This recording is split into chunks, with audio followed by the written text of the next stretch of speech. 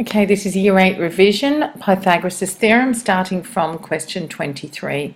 In this question, we're told that Rani found the distance across this pond, so this is a pond here, by taking the measurements shown. So she measured from point A to C, and it's 16 metres, and she measured from point C to B, which was 22 metres. So she wants to find the distance across the pond AB. So we need this distance AB. Now I'm just going to put a little d there to indicate that we're finding that side marked with the little d. So we can see that we've got the hypotenuse. So 22 is the longest side. So it's the hypotenuse. So I'm going to mark that in with a circle. We always like to circle our longest side. So that's my hypotenuse, which is 22. So just remembering when we set up Pythagoras' theorem that the two shorter sides squared add up to the longer side squared. Now because we're looking for d, that's what we want to find, we write that first. So we go d squared plus 16 squared is 22 squared. So I'll just put that under here. Now we can just work out what 16 squared and 22 squared are on our calculator, and I've just done that now. So d squared plus 256 equals 484. We need to get the d squared on its own, so we need to move this plus 256 over to the other side, and the opposite of plus 256 is minus 256, so we take that over to the other side. So we've got d squared is 484 minus 256. You can do 484 minus 256 on your calculator and you will get 228. So that's what d squared is. Remember, you want to find what d is. And of course, you wouldn't leave your answer like that because the longest side of the triangle is the hypotenuse and it's 22. So this side cannot be 228. So the opposite, to work out d, you need to do the opposite of squared, which is square root. So d is the square root of 228, which you put on your calculator, and you'll get 15.0966. You want to round that to one decimal place, so we'll just look at the second decimal place, which is a 9. Now that 9 is almost 10, so it's definitely 5 or higher, so we'll round the number up in front of it by 1, so the 0 will now become a 1, and the answer is 15.1 metres to one decimal place. Now in question 24, we're asked to find the perimeter of several figures. We'll start with the first figure. So we're asked to find the perimeter of this figure. Now we know the length of two sides, but we do not know the length of the longest side there. So I'm going to just put d for distance. So I want to find the length of that side d. Now d is the hypotenuse, it's the longest side, so remember we always circle the longest side. So if we want to work out what d is, we say that's the longest side, so the longest side squared is the sum of the two shorter sides squared. So we can write that d squared is equal to 15 squared plus 20 squared. Okay, so d squared is 15 squared plus 20 squared. We can do 15 squared plus 20 squared on our calculator, and we get d squared is 625. Now to get d on its own, that would be the square root of 625. And putting square root of 625 on your calculator, you get that d is 25 centimetres. So now that we know that this is 25 centimetres, we can work out the perimeter of the shape by just adding the three sides together. So therefore the perimeter of the shape will be 15 plus 20 plus 25, which is 60 centimetres. Now for question B, where we have to find the perimeter of this shape. So we've got one side, two sides, three sides. We are missing this length here. Now this length here is actually the same as the length of this line if I draw a line down there. So I'm just going to draw a line down there. So that length is the same as that blue line that I've drawn down there. Now this will form a right angled triangle, so I'm just going to draw a right angled triangle over here. So to find that missing side, I need to use Pythagoras' theorem in this right angled triangle over here. So I'm just going to fill in all the lengths on that triangle that I can fill in.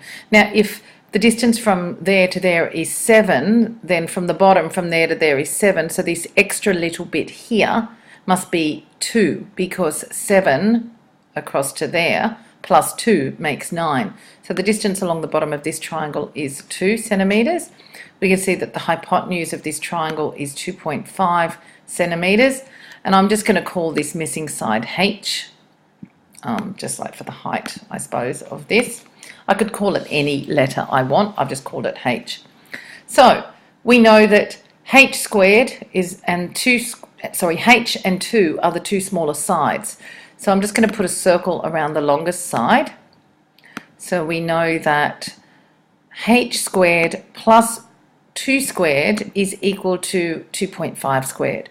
So I'm going to start off writing that. The reason I write the h squared first is that's the letter or the pronumeral or the length that we're trying to find.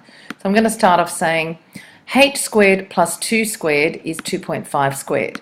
Now I'm going to work out 2 squared and 2.5 squared on my calculator, and I get h squared plus 4 is 6.25. Need to get the h squared on its own, so this plus 4, opposite of plus 4 is minus 4. So we move that over to the other side.